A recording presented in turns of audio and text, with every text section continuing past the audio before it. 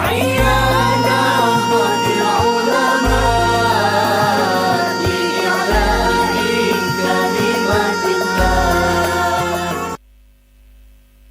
السلام عليكم warahmatullahi wabarakatuh.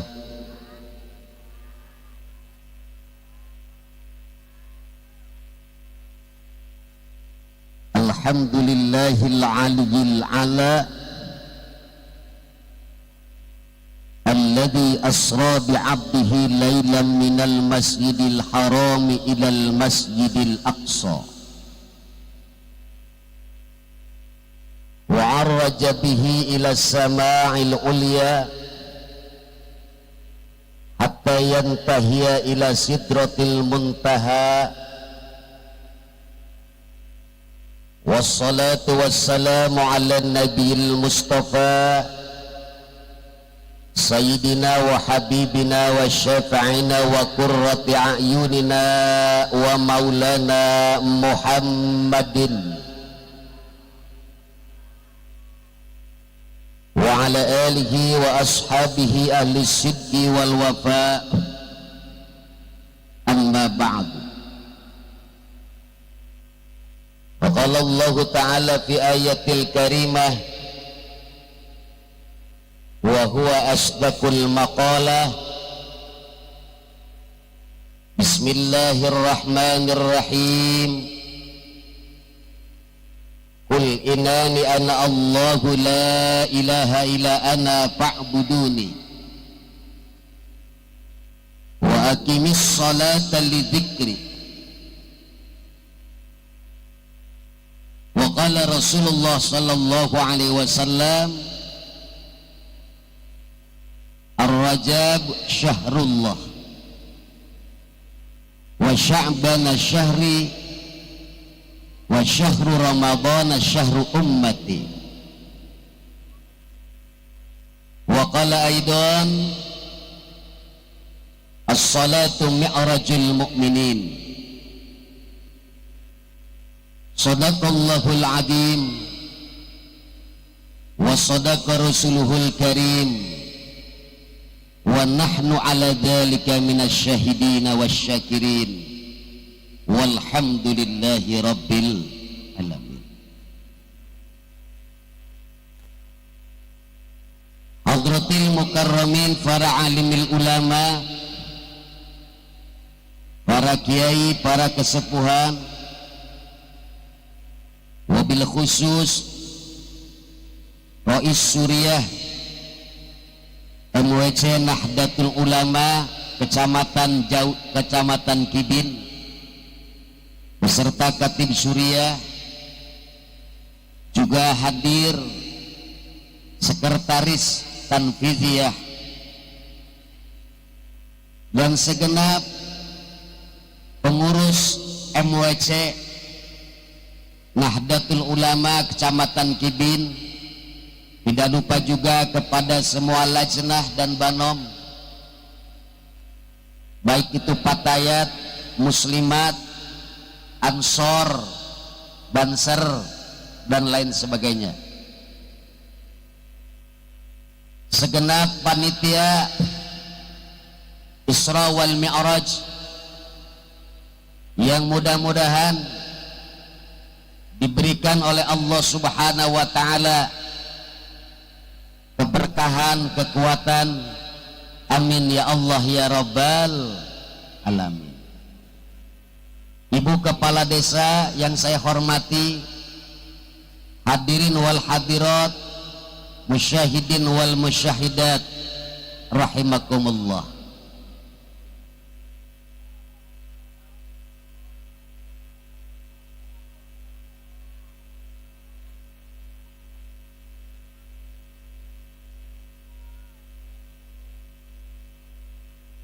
Alhamdulillah,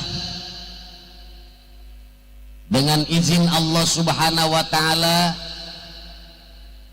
pada kesempatan ini, malam yang penuh barokah, saya bisa berkumpul, bermuajahah dalam tempat yang insya Allah dimuliakan oleh Allah Subhanahu wa taala dalam rangka memperingati peristiwa besar yakni Isra wal Mi'raj baginda Rasulullah sallallahu alaihi wasallam. Salawat serta salam semoga tetap tercurah pada baginda alam Nabi besar Muhammad, para keluarganya, para sahabat wa tabi'in ila yaumiddin. Bu, ibu,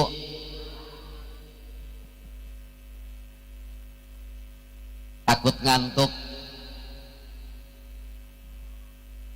Ibu-ibu kalau nggak disapa ngantuk gitu. Baiklah hadirin, sebelum kita menyimak atau menerangkan tentang sekelumit kisah Isra wal Mi'raj, kita bareng-bareng baca sholawat dulu. Mudah-mudahan kita ini diberikan kesehatan wal afiat oleh Allah Subhanahu wa taala, dijauhkan dari bala, mudah-mudahan juga dilancarkan semua urusan kita, diberikan rizki yang barokah manfaat, sehingga kita bisa menunaikan ibadah haji ke Makkahul Mukarramah, biasa ziarah ke makam Rasulullah sallallahu alaihi wasallam, bisa wukuf di padang Arafah, bisa mabit di Muzdalifah, bisa mabit di Mina untuk Jumratil Aqabah. Kembali ke sini yang mudah-mudahan kebangun rumah yang mewah, kebeli mobil yang mewah, dan mudah-mudahan suaminya istrinya nambah. Amin. Ujungnya orang enak. Allahumma salli ala sayyidina, ayo bareng, bil qulubi wa dawaiha wa afiyatihil abdani wa shifaiha nurul absari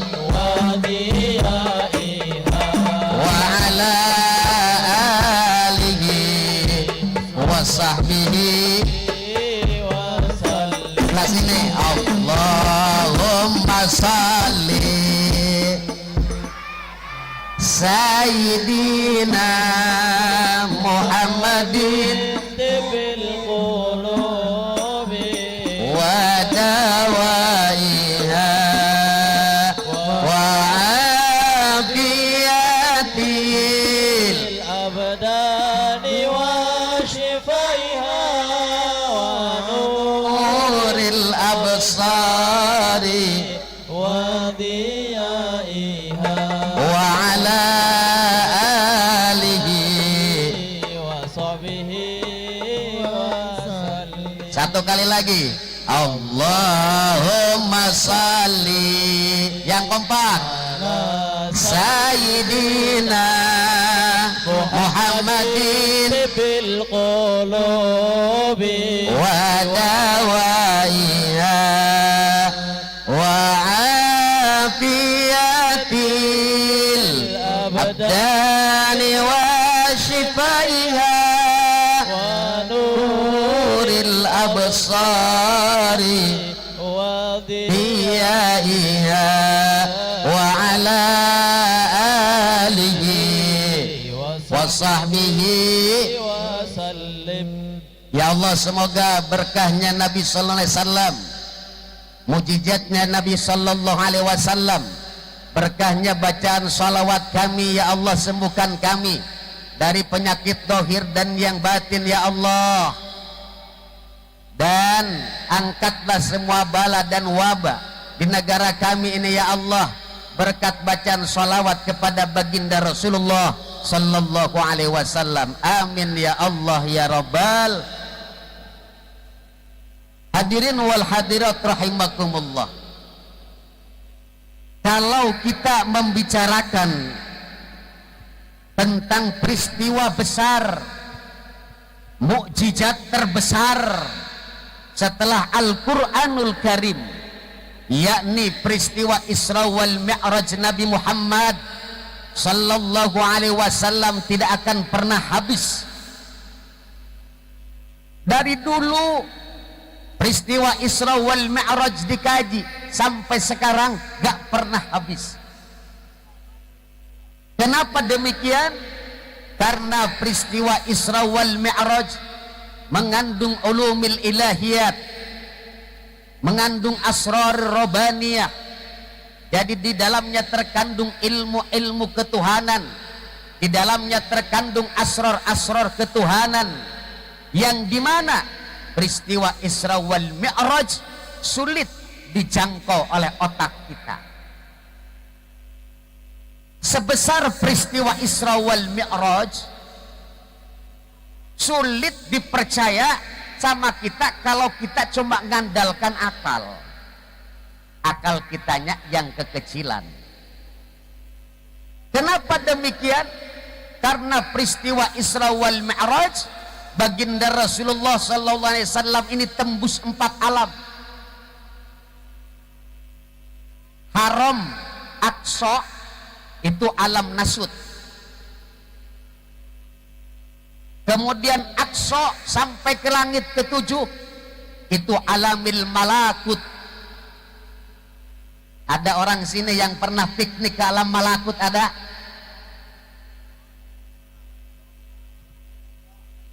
Sekaya apapun orang, kalau alamun nasut tidak aneh. Kibin Mekah nasut tuh, Kibin Madinah nasut, atau dari sini ke Jakarta nasut, itu sama. Tunjung Teja Kibin itu masih alamun nasut. Orang pergi ke Amerika tetap masih alamun nasut. Tapi siapa yang bisa jalan-jalan ke alam malakut?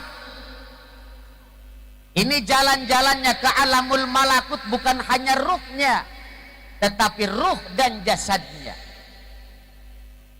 Para nabi dan rasul sebelum Nabi Muhammad SAW pernah piknik ke alam malakut, tetapi ruhnya. Nah, yang hadir di sini kira-kira mimpi saja. Sudah pernah tidak mimpi naik ke atas langit, Pak? Ruh Bapak ini pernah tidak? Mimpi saja dalam mimpi, karena mimpi itu ruh.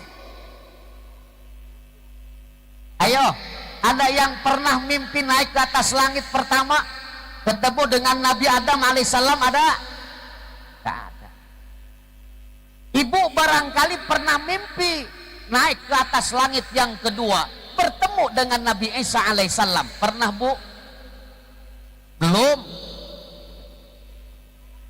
Mungkin sebelah sini ada yang pernah mimpi naik ke atas langit ketiga, bertemu dengan Nabi Yusuf alaihi salam.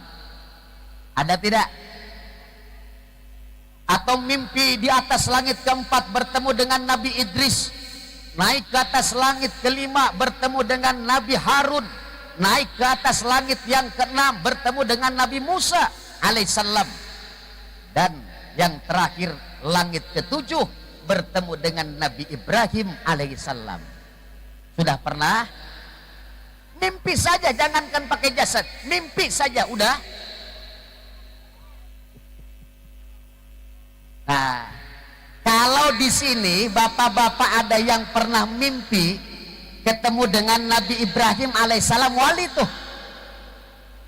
Itu sudah wali itu.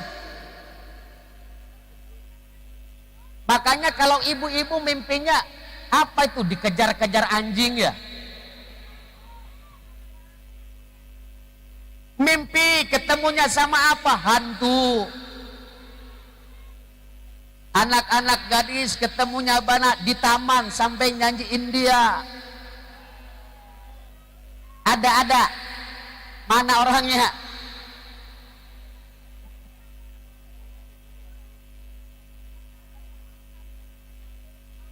itu mimpi bertemu dengan para nabi, itu wali. Makanya jangan kurang ajar sama ibu Rasulullah sallallahu alaihi wasallam. Ada orang yang mengatakan Sayyidah Aminah itu adalah kafir dan masuk neraka. Kurang ajar itu. Mereka tidak paham. Dalam kitab berjanji saja yang kecil diterangkan, ketika mengandung Sayyidah Aminah, mengandung Rasulullah SAW, bukankah para nabi dan rasul datang kepada beliau? Sayyidah Aminah ketika mengandung baginda Rasulullah, yang datangnya para nabi dan rasul. Kalau ibu ngandung anak ibu, yang datangnya siapa? Nah, kalau ada ibu-ibu yang hamil kemudian didatangi oleh para rasul, didatangi oleh para wali, maka ibu-ibu itu walinya Allah. Ada enggak? Tidak ada. Jadi jangan macam-macam sama ibu Rasulullah SAW. Beliau itu adalah walinya Allah Subhanahu wa ta'ala. Bagaimana mungkin seorang kafir ditemui oleh para nabi dan rasul? Bu, terus kita dalam mimpi saja belum pernah ke alam malakut. Rasulullah dengan jasadnya jalan-jalan tuh ke malakut. Setelah beres dari alam malakut, baginda Rasulullah SAW naik lagi ke alam Jabarut, diantar sama malaikat Jibril inda sidratil muntaha. Jadi malaikat Jibril alaihissalam nganter Rasulullah itu sampai dekat sidratul muntaha saja. Gak bisa masuk malaikat Jibril. Kemana? Ke sidratul muntaha wal mustawan.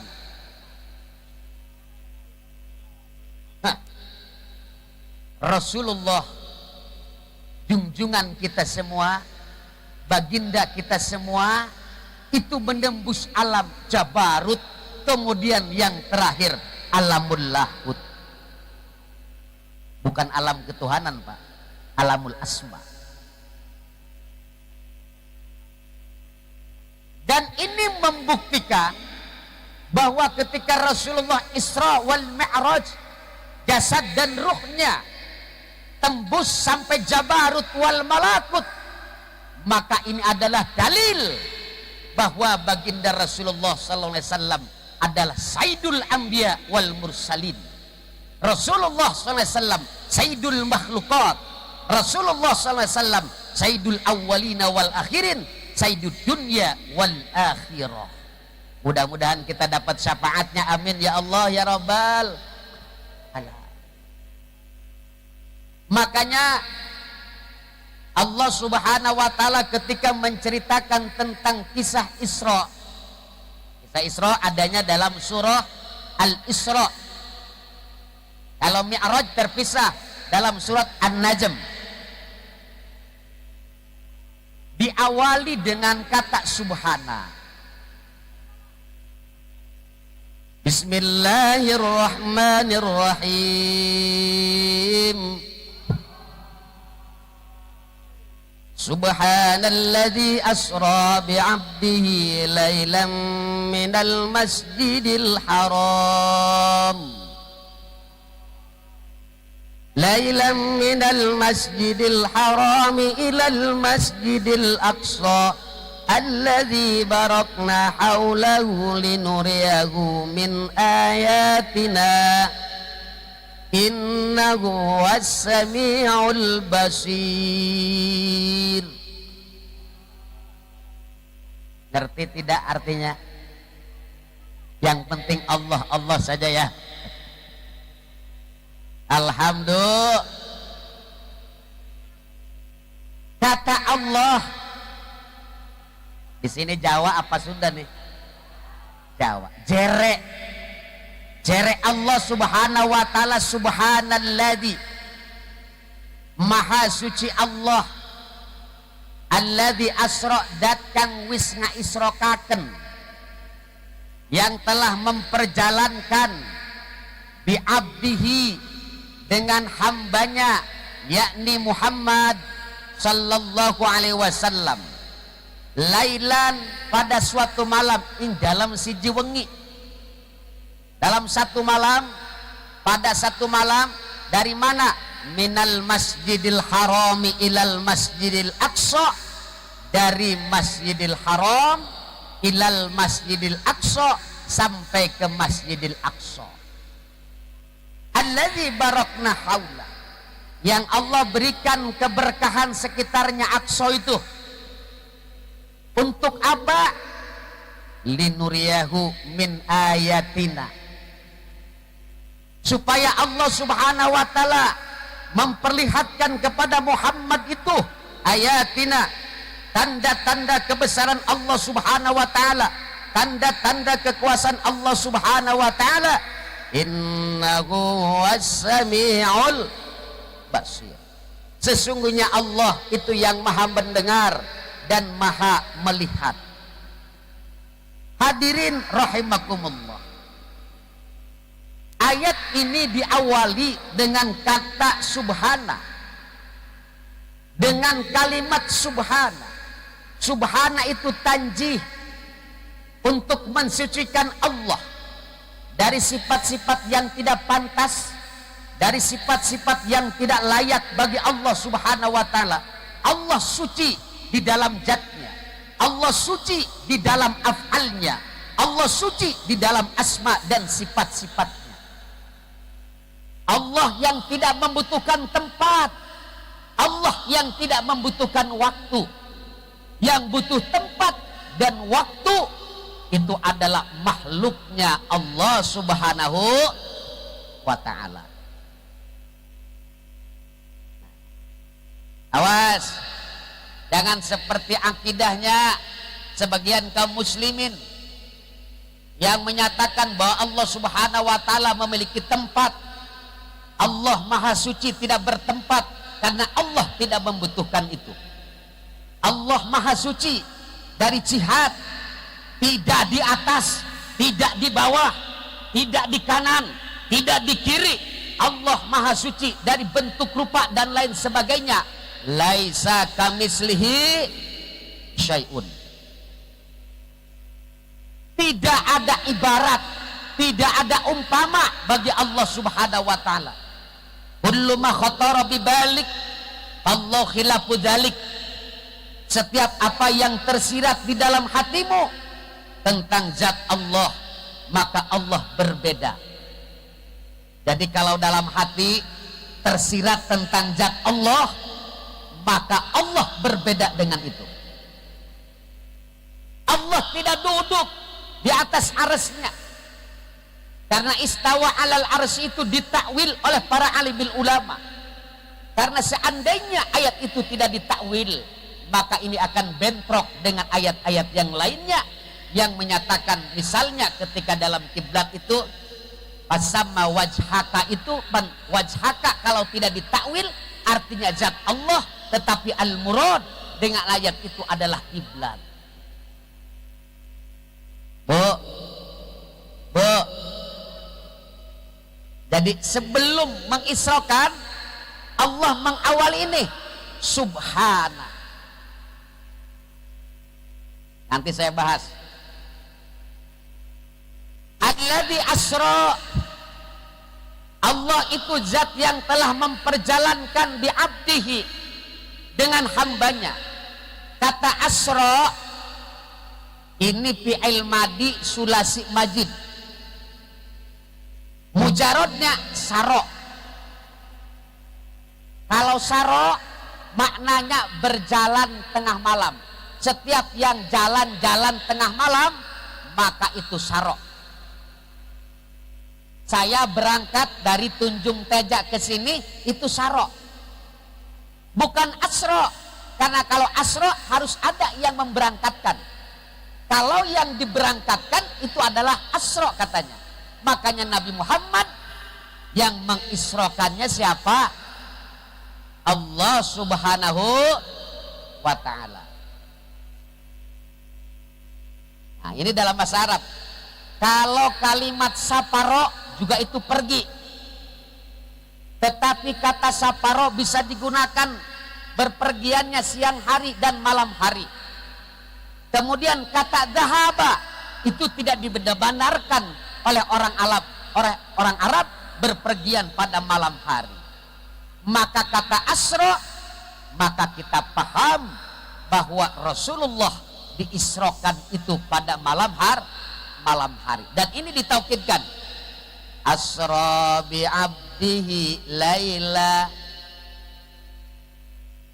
yang padahal Gusti Allah Subhanahu wa ta'ala tidak mengatakan lailan pun, maka kita sudah paham bahwa kata asra itu berangkatnya Nabi Muhammad sallallahu alaihi wasallam dari Masjidil Haram ke Masjidil Aqsa pada malam hari. Hadirin wal hadirat, kalau Allah yang mengisrokan, maka segala sesuatunya Allah siapkan. Karena Allah yang punya keinginan, Allah yang punya hajat, maka segala sesuatunya oleh Allah Subhanahu wa ta'ala dipersiapkan. Nih, kayak saya kesini kan bukan keinginan saya. Keinginan siapa? Panitia. Makanya pertama datang saya sudah disiapkan tempat, terus disuruh makan, sudah disiapkan itu oleh panitia. Setelah beres makan suruh ke masjid ngopi, itu namanya dipersiapkan. Pulang insya Allah kata panitia.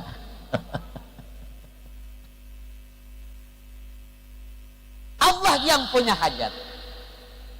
Maka ketika Allah Subhanahu wa ta'ala punya hajat, bukan baru hajat ini sudah ditentukan dari sonohnya, dari ajalinya, bahwa makhluk yang namanya Muhammad, hamba Allah yang terkasih, hamba Allah yang tercinta, akan diisrokan pada suatu malam, yakni malam 27 Rajab. Allah memanggil Jibril.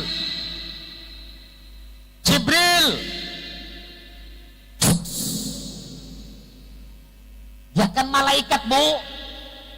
Emangnya ibu yang jalan-jalannya? Jibril menghadap ke Allah. Labbaika ya Rabbi, ada tugas apa wahai Tuhanku?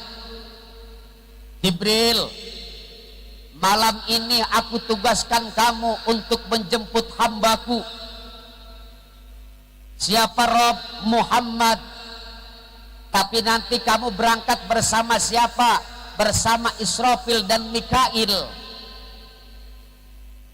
Nah, ini Allah yang nyiapkan. Apalagi yang disiapkan oleh Allah Subhanahu wa ta'ala untuk kendaraannya nanti Jibril. Coba kamu cari yang namanya buraq di surga. Allah memerintahkan kepada malaikat Jibril suruh nyari apa? Buraq. Siap. Sami'na wa ata'na. Kami mendengar dan taat, karena malaikat tidak pernah la ya'sunallaha ma amarahum. Malaikat tidak akan pernah bermaksiat kepada Allah Subhanahu wa ta'ala. Maka segeralah malaikat Jibril melaksanakan tugas dari Allah. Yang pertama mengkabari malaikat Israfil dan malaikat Mikail. Kemudian malaikat Jibril masuk ke dalam surga mencari buraq. Pas di dalam surga itu buraq-buraq, banyak nih buraqnya. Itu lagi pesta, lagi bersenang-senang. Yang nggak ada di surga yang bersedih-sedih. Di surga tempatnya kesenangan. Cari malaikat Jibril di dalam surga. Ada yang aneh.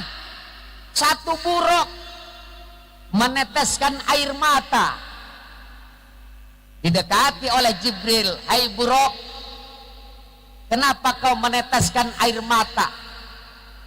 Dijawab kata buruk, bagaimana tidak Jibril, aku telah mendengar nama Muhammad dan aku melihat setiap sudut, setiap dedaunan, setiap yang ada di jannah ini, di surga ini tertulis nama Muhammad, tapi aku belum pernah lihat wahai Jibril. Lalu kata malaikat Jibril, aku rindu banget Jibril. Bu, pernah nggak neteskan air mata rindu sama Rasulullah?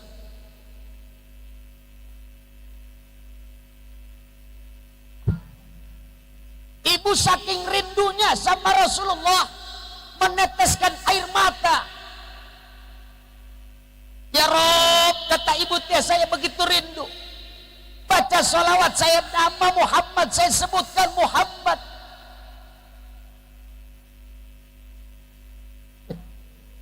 Ibu belum pernah meneteskan air mata kerinduan terhadap kekasih Muhammad. Tapi kalau rindu sama babehnya gimana?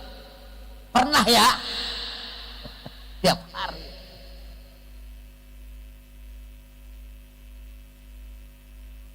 Buruk meneteskan air mata. Air mata kerinduan yang luar biasa, yang membara di dalam buruk ini, tidak tertahan. Dia ingin ketemu dengan Rasulullah sallallahu alaihi wasallam. Kata Jibril, "Ok, buruk." Ya Jibril, kebetulan saya diperintahkan oleh Allah Subhanahu wa taala untuk menjemput orang yang kau cintai, orang yang kau rindukan. Ini buruk agak rasa tidak percaya. Maka buruk bertanya, Jibril, kata buruk, serius tidak ini Jibril? Saya masa mimpi? Benarkah saya ini akan diajak oleh kamu untuk menjumpai orang yang aku rindukan siang dan malam? Istilahnya seperti itu. Orang yang aku nantikan, saya pengen sekali bertemu dengan namanya Muhammad ini. Serius. Maka ketika dijawab oleh malaikat Jibril, malak Jibril, ya saya serius, kapan saya bercanda Rob? Ayo kita bergegas, kita turun ke bumi untuk menjemput hamba Allah yang terkasih, yang tercinta, Muhammad sallallahu alaihi wasallam. Udah beres,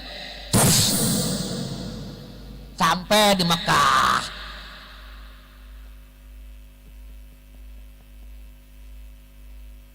Sampai di Mekah. Ketika itu malak Jibril bawa buruk, turun, kemudian buruknya diikat di Masjidil Haram yang sekarang tiangnya ada, disebut dengan tiang buruk namanya. Bu, ibu pengen ke Mekah? Amin ya Robbal.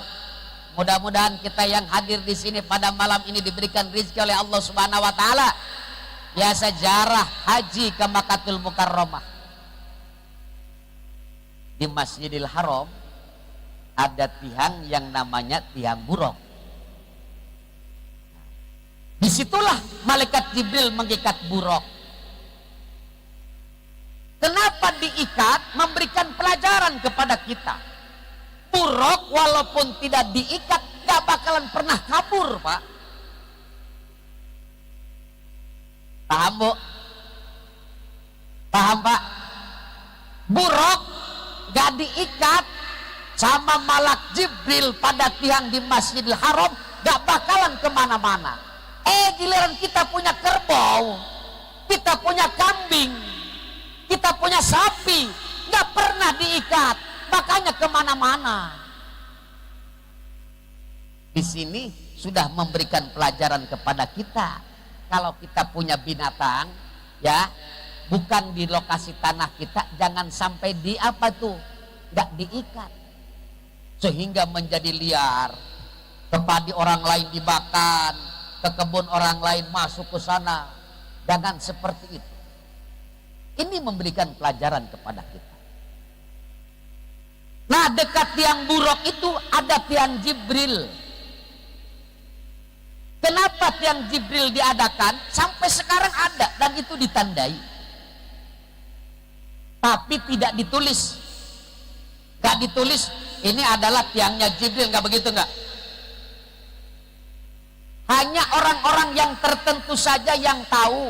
Kalau dia baca-baca di kitab, dalam kisah-kisah itu akan diceritakan letaknya di mana itu yang namanya tiang Jibril. Kenapa tiang itu disebut dengan tiang Jibril? Karena malaikat Jibrilnya, malak Jibrilnya kalau turun ke Masjidil Haram seringnya di situ, Pak. Nih, kayak bapak-bapak kalau masuk ke dalam masjid kan ada orang yang suka di tengah, betul? Ada orang yang kebiasaan di pojok kanan, ada yang seperti itu. Ada juga yang di belakang, gak mau justru ke depan. Tergantung kebiasaannya. Maka malak Jibril ini punya kebiasaan, kalau turun ke sana itu bertepatan dengan itu, maka diabadikan, ada tandanya, namanya tiang Jibril. Nah, malaikat Jibril setelah mengikat buruk, dalam sesuatu yang sahih, pendapat yang sahih, baginda Rasulullah sallallahu alaihi wasallam berada pada Hijr Ismail. Ini dikisahkan dalam kitab apa? Dardir diantaranya. Kemudian dalam tafsir Sawi mengisahkan subhanalladzi asra bi abdi dalam kitab Sahihul Bukhari dan kitab-kitab yang lainnya. Jadi berdasarkan pendapat yang masyhur, baginda Rasulullah SAW pada malam itu berada di Hijr Ismail. Hijr Ismail itu di Ka'bah. Dulu nggak dilingkari. Pada zaman Nabi Ibrahim alaihissalam nggak ada lingkaran, nggak ada. Kalau sekarang kalau kita ke Mekah itu ada lingkaran, ya. Yang dilingkari itu, yang ditembok itu namanya Hijr Ismail. Dulunya tempat Nabi Ismail alaihissalam di sana, maka disebut Hijr Ismail. Ini tempat yang mustajab. Makanya kalau ke sana, baik melaksanakan ibadah haji maupun umroh, jangan lupa sholat 2 rakaat minimal di situ, 2 rakaat di mana? Di Hijr Ismail. Maka orang yang sholat di Hijr Ismail sama dengan orang yang sholat di dalam Ka'bah. Kenapa dilingkari, dipagar? Takut khawatir ada orang yang tawaf. Karena kalau tawaf masuk ke Hijr Ismail nggak sah tawafnya, tidak sah tawafnya. Rasulullah SAW diangkat oleh malaikat Jibril. Diangkat kemana? Ke Jam-Jam, di dekat sumur Jam-Jam. Sumur Jam-Jam itu 12 meter dari Ka'bah, lurus dengan makam Ibrahim, dengan tempat Nabi Ibrahim alaihissalam ketika membangun Ka'bah. Sekitar 12 meter dari dinding Ka'bah ke belakang, maka itulah sumur Jam-Jam. Dibawa Rasulullah ke situ. Kemudian datang malak Mikail dan malak Israfil. Ditostin min dahabin, dengan membawa apa? Bejana yang terbuat dari emas. Gancang cerita masyarul muslimin, maka malak Jibril pun segera mengoperasi. dibedah dadanya Rasulullah SAW, dikeluarkan hatinya Rasulullah SAW. Tapi di bedahnya, awas nih, jangan berpikiran di situ di kitab pakai lading. Ladingnya kata ibu, lading apa kayak di dapur kita ya? Ya, itu maknawiyah. Dibedah dada Rasulullah. Ini Rasulullah 2 kali dibedah. Pembedahan yang ini suci, jadi bukan ada kekotor, bukan. Mensucikan yang suci supaya lebih apa? Cemerlang, lebih bersinar. Kemudian juga ada hikmah yang lainnya, nanti akan mengajarkan kepada kita. Setelah dikeluarkan hatinya Rasulullah, kemudian dibersihkan oleh malak Jibril. Setelah bersih, hati dimasukkan lagi oleh malaikat Jibril ke dalam dadanya Rasulullah. Kemudian diisi dengan 4 perkara. Diisi dengan apa? Keimanan, dengan ilmu, dengan kebijaksanaan, dan hikmah. Makanya hati kita harus diisi 4 perkara. Iman, ya. Kemudian apa lagi?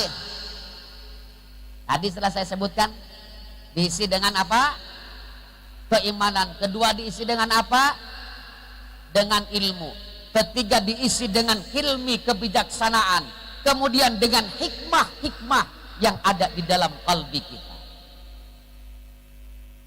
Setelah beres, baru Rasulullah SAW diajak berangkat. Wahai Muhammad, bergegaslah kita berangkat untuk menuju Aqsa.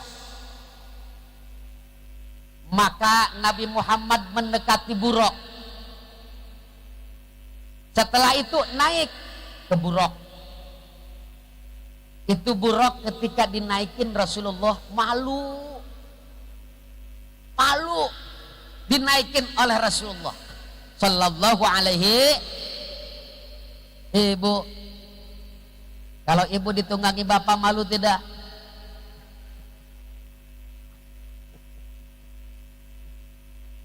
Itu merasa malu Buraq, malu dan senang. Masya Allah, akhirnya kerinduanku terwujud juga. Punggungku dinaikkan orang yang aku paling rindukan, kekasih hatiku Muhammad sallallahu alaihi wasallam. Benarlah apa kata Rasulullah, yuhsadul mar'u ma'aman ahabba. Akan dikumpulkan seseorang itu beserta orang yang dicintainya. Buraq saja yang cinta sama Rasulullah dipertemukan. Makanya ibu kalau pengen jarah ke Madinah, pengen bertemu dengan Rasulullah, modal yang pertamanya apa? Cinta kepada baginda Rasul. Ibu cinta sama Rasulullah, sebatas mana cintanya ibu?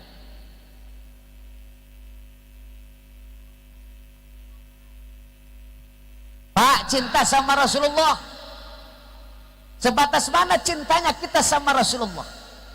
Dan cinta sama Rasulullah ukuran kesempurnaan iman. Kalau Rasulullah tidak diletakkan di dalam kalbi kita, yang nomor 1 yang paling kita cintai, pahamilah wahai saudara-saudaraku, maka iman kita belum sempurna. Mencintai Rasulullah harus melebihi ibu ketimbang mencintai suami ibu, ketimbang ibu mencintai anak ibu. Jangan terlalu gombal. Kadang-kadang kayak begitu laki-laki itu terlalu gombal sama perempuan. Dengan membahasakan I love you full. I love you full berarti luber nak kata. Habis semua cintanya untuk seorang wanita. Jawab Pak, ketika ditanya sama istri kita, ditanya sama kekasih kita, apakah Kanda mencintai saya? Apakah saya, kata istri kita, neng ini, atau ibu ini, atau mama, begitu. Kalian sudah rumah tangga. Ya ini cuma panggilannya harus berbeda-beda Bu. Kalau istrinya kiai dipanggilnya Umi. Dipanggilnya apa? Istrinya ustadz dipanggilnya apa? Umi. Istrinya kalau manggil sama suaminya yang ustadz, yang kiai manggilnya apa? Abi. Kalau pejabat jangan abi umi, papa mama. Ayah ibu. Ayah ibu, papa mama. Kalau preman beb. Beb itu. Ini panggilannya harus beda-beda. Ma'asyiral muslimin rahimakumullah. Jadi kita harus cinta kepada Rasulullah melebihi apapun.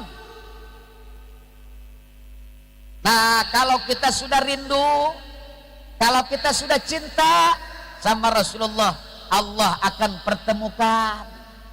Mudah-mudahan kita semua ini ditulis cintanya sama Allah, cinta sama Rasulullah, sehingga kita dipertemukan dengan baginda Rasulullah fid dunya wal akhirah. Amin ya rabbal alamin. Kancang cerita ini penceramahnya kan ada 2. Ya, singkat saja. Setelah itu naik malah apa sama siapa ini Rasulullah menaiki buruk, maka buruk segera berangkat dengan kecepatan yang begitu kencang. Konon katanya, kata ahli IPA sih, saya nggak pernah ngukur-ngukur kecepatan kilat itu 1 second, 1 detik itu 300.000 kilometer.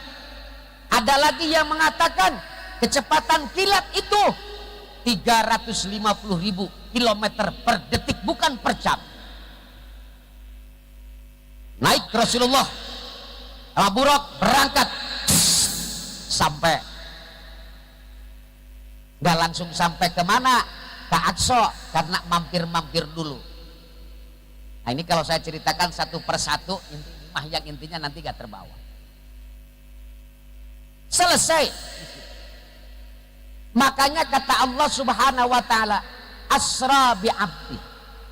Nah, yang kedua kalimat bi'abdi. Kalimat bi'abdi di sini menandakan bahwa baginda Rasulullah Isra dan Mi'raj itu ruh dan jasadnya. Lailan, pada satu malam. Lafaz lailan nakirah, bukan fil lail, tetapi menggunakan lailan. Artinya apa? Hanya waktu yang sebentar pada satu malam. Bukan dari maghrib sampai subuh, hanya sepertiga malam sudah selesai. Kembali Rasulullah ke Makkatul Mukarramah. Isra, Aqsa, haram Aqsa, kemudian berangkat ke Al-Lahud, pulang lagi sebelum subuh sudah nyampe. Otak kita enggak menerima. Iman yang harus menerima. Kenapa pakai lafaz lailan? Al-Imam Fakhrul Razi dalam kitab tafsir Mafatihul Ghaib, ini ada rahasia. Kenapa lafaz lailan di sana didatangkan? Pertama, untuk mentaukidkan kepada lafaz abdi, bukan ke lafaz asra. Karena asra adalah perjalanan malam hari. Sebenarnya enggak butuh pakai lafaz lailan. Tapi kenapa ada lafaz lailan?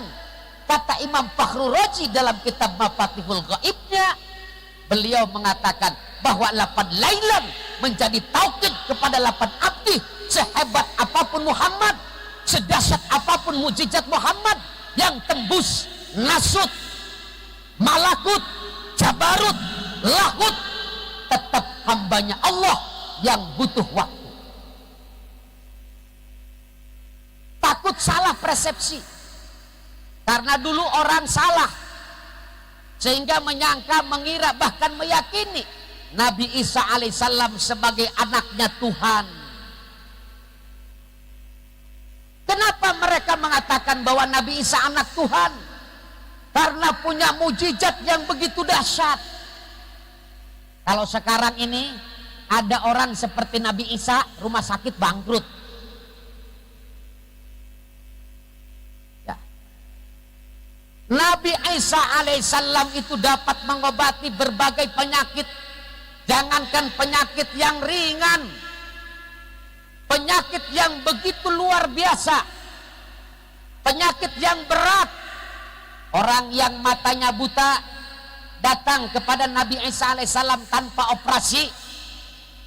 Nabi Isa tinggal meminta kepada Allah, melihatlah kamu, maka seketika orang itu dapat melihat. Ada orang datang gak bisa berjalan, datang kepada Nabi Isa, wahai Nabi Isa, ini stroke, ini lumpuh. Datang ke Nabi Isa, berjalan kamu, berdiri kamu, maka seketika orang itu sembuh dari stroke-nya, sembuh dari kelumpuhannya. Jangankan yang begitu, yang mati. Yang mati, Pak. Orang udah meninggal nih. Jangan ngomong penyakit, ada orang meninggal. Dibawa ke Nabi Isa alaihissalam. Seketika orang itu hidup kembali. Hum biiznillah, kata Nabi Isa, wahai yang mati, berdiri kamu, hidup kembali kamu. Biiznillah, dengan izin Allah. Seketika orang itu hidup kembali. Ini kan luar biasa, sehingga manusia pada saat itu mengira bahwa ini adalah Tuhan, ini adalah anak Tuhan. Maka mereka mengatakan Isa ibnullah itu, Nabi Isa adalah anaknya Allah. Ya, dalam kaum Nasrani ada 3 keyakinan, ada Tuhan Bapa, ada Tuhan Anak, ada Tuhan Ibu. Ini dari mana berangkatnya? Karena memang takjub. Bagaimana tidak melihat seorang wanita yang tidak punya suami, yang gak pernah disentuh oleh laki-laki bisa hamil. Awas, awas, awas. Orang sini jangan ada yang ngaku hamil seperti Maryam ya. Maryam Belina itu mah. Kalau Siti Maryam, ibunya Nabi Isa alaihissalam, gak pernah disentuh oleh laki-laki. Jangankan punya suami, disentuh saja belum pernah. Lantas bagaimana Maryam bisa hamil? Manusia mentok akalnya. Ada di sini ada yang gak punya suami hamil? Ada. Di sono banyak. Tapi bukan Maryam.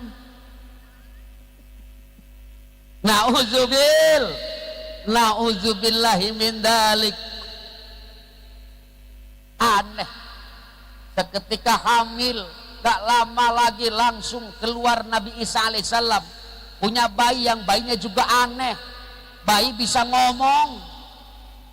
Diuji manusia pada saat itu. Ini Rasulullah SAW, mukjizatnya melebihi Nabi siapapun.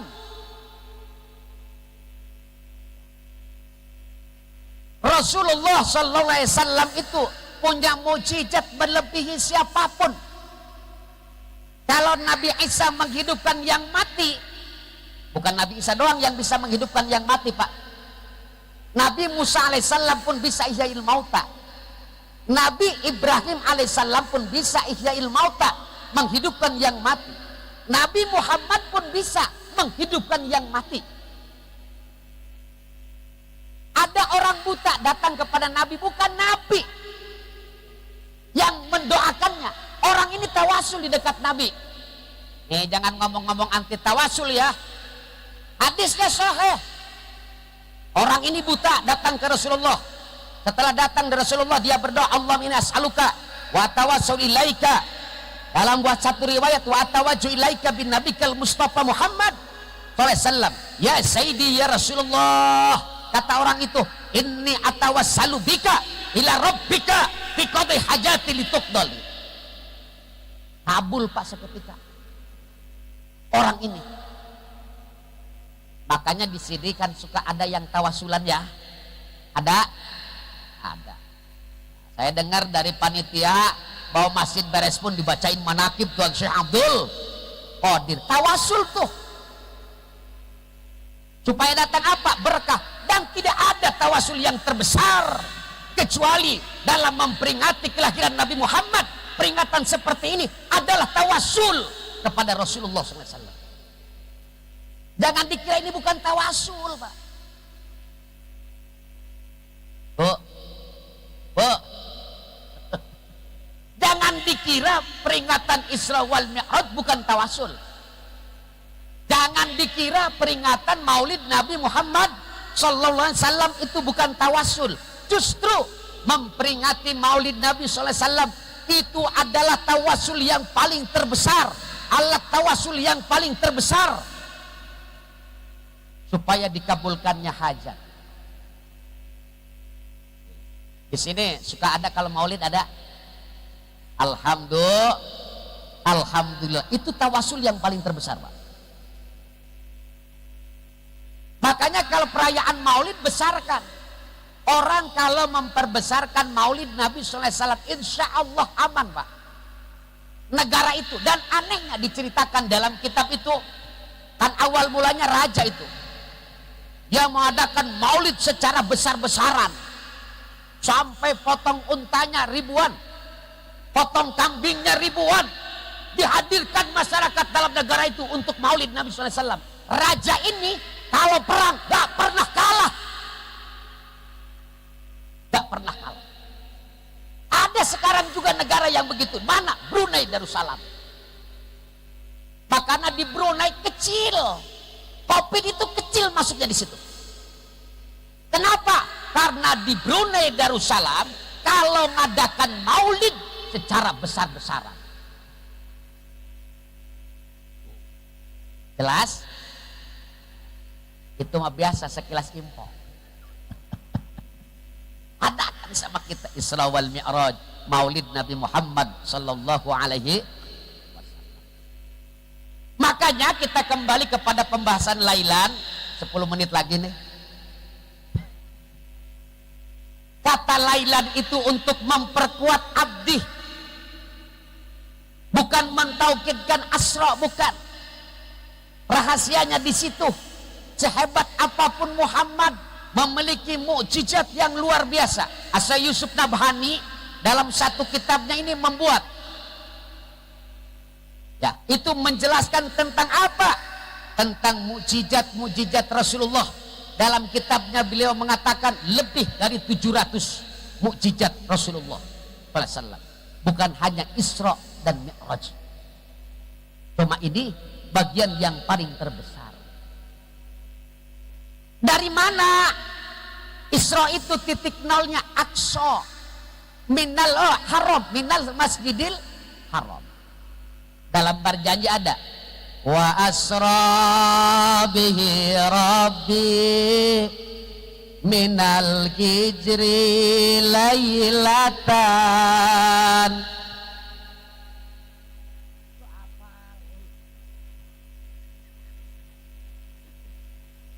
Dalam berjanji itu wa asra bihi rabbi minal hijri lailatan ilal masjidil aqsa li ru'yatil hanan.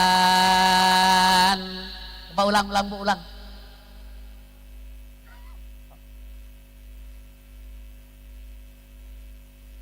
Itu teh Kangjeng Nabi titik awalnya dari haram. Kenapa harus ke Aqsa? Begini, kalau Rasulullah tidak ke Aqsa, maka nggak ada peristiwa Isra. Bukan berarti Allah Subhanahu wa taala tidak sanggup Rasulullah SAW dari Masjidil Haram langsung naik Sidratul Muntaha wal Mustawan. Tapi tidak ada hikmah yang lainnya. Dan Allah berkehendak untuk menciptakan dua hikmah, Isra dan Mi'raj. Karena peristiwa Isra pun Allah untuk memperlihatkan apa? Linuriyahu min ayatina, supaya memperlihatkan tanda-tanda kebesaran kamu. Ini haram, perlu saya jelaskan. Kenapa tidak ada kata berkah? Tapi giliran Aqsa alladzi barakna haulah, Masjidil Haram itu berkah bidzatihi, Pak. Sudah berkah, datnya itu sudah berkah. Ada dalilnya? Tentu. Jangan tanya ke NU, jangan tanya ke NU, suka nanya dalil. Inna awwala baitan wudi'a lin-nasi lalladzi bi Bakkata mubarakan wa hudan lil alamin. Ini dalilnya. Haram Makkatul Mukarramah berkah bidzatihinya. Sudah diberikan keberkahan oleh Allah zatnya. Ditambah lagi doanya Nabi Ibrahim alaihissalam. Rabbij'al hadza baladan aminan warzuqah lahu min samarat. Sudah berkah bidzatihinya. Kemudian didoakan oleh apa? Berdoa Nabi Ibrahim alaihissalam supaya Mekah itu menjadi sebuah negara yang aman sentosa, yang banyak buah-buahan, yang banyak rezeki. Doa Nabi Ibrahim dikabul oleh Allah, Bu. Pak, di Mekah buah apapun ada. Cuma yang nggak ada buah salak. Salak rada gati, rambutan juga agak sulit. Pomok katokak mah lencak. Hampir semua buah-buahan ada di Makkatul Mukarramah. Orangnya kaya-kaya, semiskin-miskinnya orang Mekah punya mobil satu. Semiskin-miskinnya orang Mekah mobil punya, Pak. Itu paling miskin. Jadi kalau di Mekah punya mobil satu, jangan bergaya. Itu pang miskin-miskinnya. Peredaran uangnya luar biasa. Petrodolar itu. Ibu bapak sekalian bayangkan bagaimana Makkatul Mukarramah itu tempat yang tidak pernah sepi. Cuma gara-gara Covid doang, Pak. Agak sepi. Dulu setiap bulannya kalau bukan haji 1 juta manusia setiap bulan datang dari berbagai pelosok dunia, dari Indonesia, dari Australia, dari Filipina, dari Belanda, dari Amerika, dari Brazil, dari Maroko, datang semua di situ. Dari Afrika, terus di ditu manggihan jelema nuku mah macam gaya. Nupang putih-putihnya sampai ke nupang hidung-hidung. Ayah, gimana itu kapan gini? Di Mekah, semua ada. Nah ini Mekah diberikan keberkahan oleh Allah bidzatihi. Berbeda dengan Aqsa. Nah, kalau Aqsa kata Allah, alladzi barakna haulah, yang diberikan keberkahan oleh Allah bukan masjidnya, bukan dat masjidnya, tetapi sekitar Aqsa. Mudah-mudahan sekitar masjid ini diberikan keberkahan oleh Allah. Amin gitu. Nggak mau dikasih keberkahan sama Allah. Aqsa ini yang dikasih berkah oleh Allah sekitarnya. Maka negara-negara di keliling Aqsa itu diberikan keberkahan oleh Allah Subhanahu wa taala. Pengen tahu rahasianya? Karena Aqsa itu masjidnya dipakai, ya Pak, dipakai Kalau di sini pengen berkah masyarakat sekitarnya masjid yang begitu mewah, isi Jangan bikinnya doang rame-rame bikin masjid, 4 tahun bikin masjid. Setelah selesai ngisinya nggak ada. Kayak bikin kurung dedes. Tahu kurung dedes? Buat gotong jenazah tuh. Dulu kan dibikin ya dari bambu, kalau sekarang mah sudah tinggal pakai. Rame-rame masyarakat kalau ada orang yang meninggal bikin tuh Kerandan, bikin kerandan. Setelah selesai kerandan yang terbuat dari apa? Dari bambu. Yang isinya nggak mau.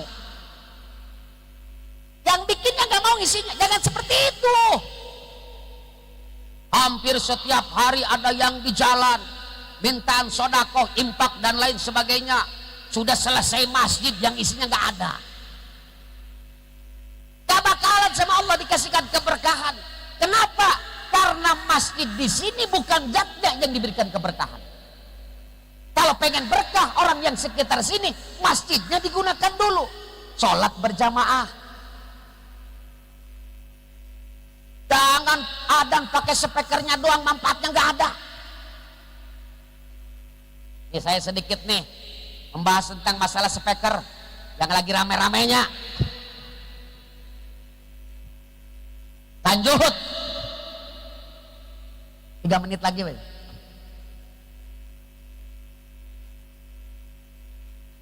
Adzan menggunakan speaker ini tidak ada pada zaman Rasulullahnya. Tidak pernah ada pada zaman sahabat. Tidak pernah ada pada zaman salaful ummah. Tidak pernah. Sayyidina Bilal radhiyallahu anhu ketika di Mekah kalau mau adzan naik ke atas Ka'bah. Maka dalam berbagai kitab, mulai dari kitab Fathul Mu'in tuh yang sedang-sedang, sampai kitab Asnama Tolib, Raudatul Tolibin yang agak gede ke sana, diterangkan wa yustahabbu ayyakuna fi makanin aliyyin min manaratin au sutkin au nahwihima. Ini fil ibarah dalam kitab Raudatul Tolibin. Disunahkan adzan itu di tempat yang tinggi. Sunahnya di mana? Nih, ini ada menaranya. Jadi kalau mau adzan, mau haji, naik tuh ke sana tuh.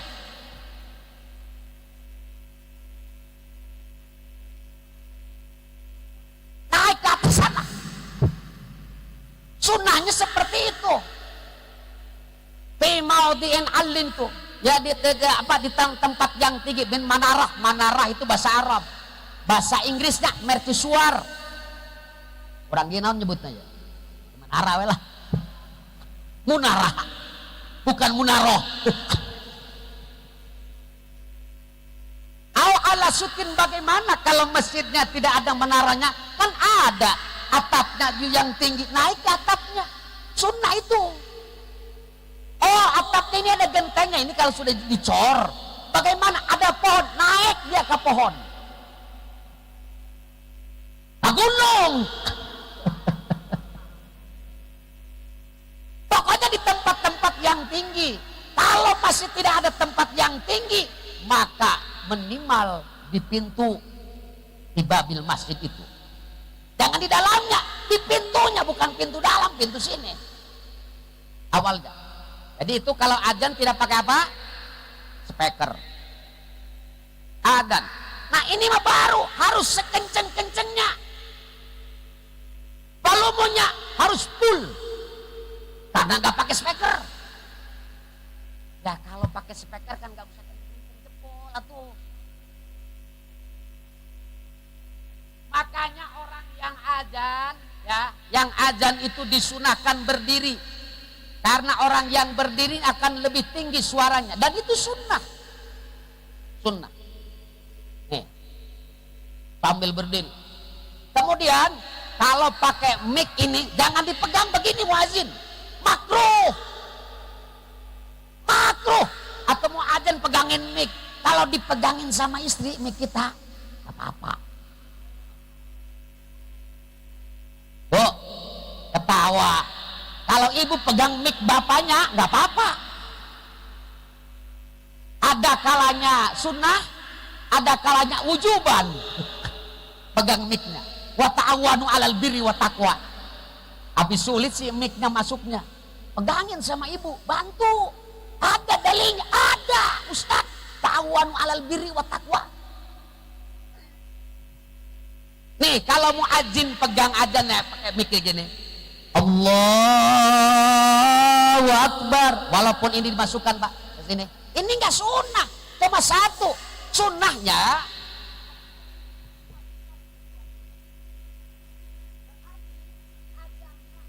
pakai apa? Stand, pakai tiang, Pak. Ya, pakai tiang mic, jangan dipegang. Supaya apa? Sunnah yang lainnya terbawa. Tapi ada lemahnya. Kalau ini bagus ini mah. Kalau model toa, toa mah palingnya 1 juta.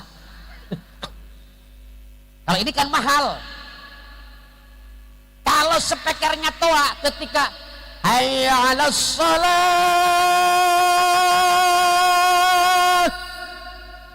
itu harus iltifat, sunnah iltifat ke kanan, tapi dadanya tetap ke kiblat, kakinya jangan robah, yang iltifatnya, yang nengoknya kepalanya doang. Ini kalau pakai mic, pakai stand kayak seperti ini, yang mic-nya, yang speakernya jelek, hilang nanti suaranya. Paham? Makanya di masjid kalau mau menggunakan speakernya yang bagus.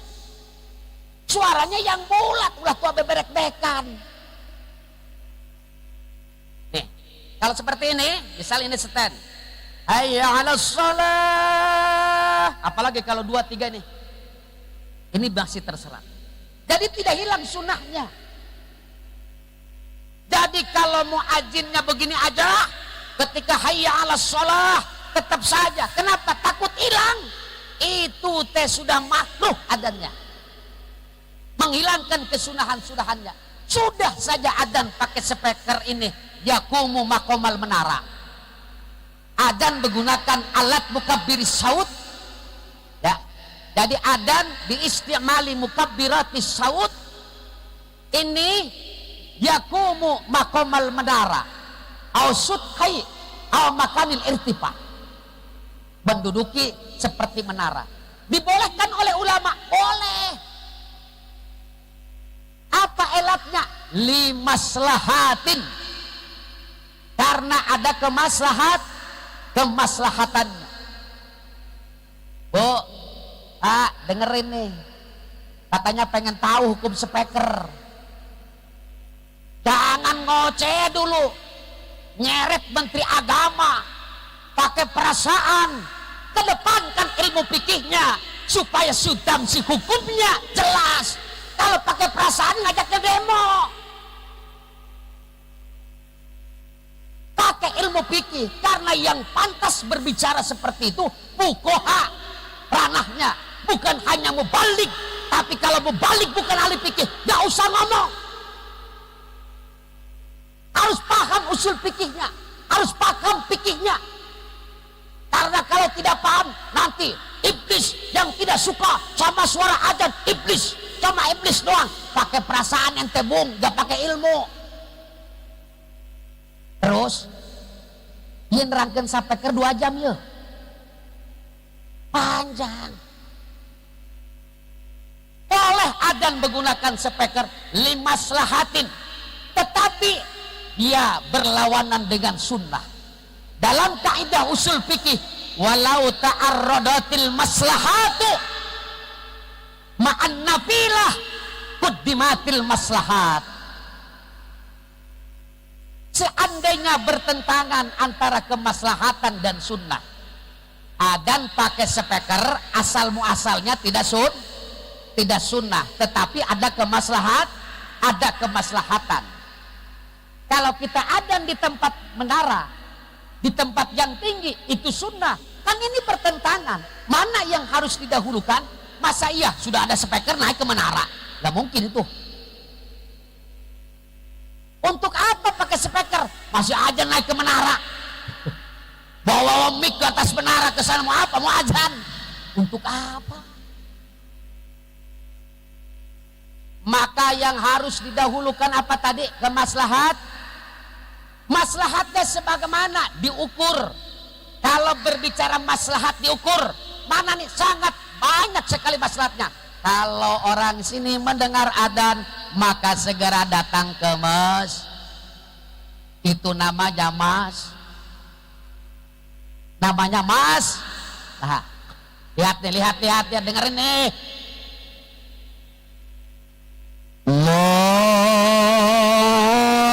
Allahu Akbar, Allahu Akbar. Tanya orang yang sudah ke Mekah. Ketika mendengar Allahu Akbar, yang dagang ditutup dagangnya, yang beraktivitas dihentikan aktivitasnya karena sudah dikumandangkan suara adzannya. Bahkan ada orang yang berjam-jam menunggu untuk ibadah sholat di sana. Sementara di kita nih menggunakan speaker, Allahu Akbar, Allahu Akbar. Kira-kira masjid ini sholat subuh penuh tidak? Depannya doang. Rata-rata begitu. Ya bukan hanya di sini. Di daerah saya juga begitu, Pak. Saya sering mampir di masjid-masjid ketika pulang ceramah, kebanyakan begitu. Ini kurang kemaslahatannya. Nah, kemudian masalah volume juga itu diatur oleh ilmu fikih. Sebentar saja supaya paham dikit, agak lewat ini. Dalam kitab Fathul Mu'in, wa yusannu raf'us sauti, disunahkan meninggikan suara limun faridin, bagi orang yang sholat munfarid. Sunnah saja adzan, tetapi ma fauqa yusmi'u nafsah, suaranya volumenya itu cukup didengar oleh dirinya. Kalau bapak mau munfarid nih, sholat di rumah, sunnah bukan hanya qomat, adzan juga sunnah. Tetapi adzannya jangan sampai terdengar oleh tetangga. Berarti kan ini diatur volumenya. Jangan di rumah misalnya Allahu Akbar, Allahu Akbar misalnya. Kata tetangga, apa bikin masjid lagi ya? Diatur, Pak. Diatur. Nah, kalau banyak masjid, kalau jauh nggak apa-apa, dipulkan. Kalau jaraknya jauh, Pak, nggak apa-apa. Tapi kalau jaraknya dekat, dikurangi. Saya cocok dengan Kementerian Agama. Hadirin rahimakumullah. Ini korupsi waktu 5 menit. Korupsi waktu 5 menit. Insya Allah lain waktu dan kesempatan lamun diundang deui. Ya, kita jelaskan tentang mi'rajnya dan tajalliyat Isra wal Mi'raj baginda Nabi besar Muhammad sallallahu alaihi wasallam. Sekian, terima kasih, mohon maaf atas segala kekurangannya. Wallahu muwaffiq ila aqwamit thoriq. Wassalamualaikum warahmatullahi wabarakatuh.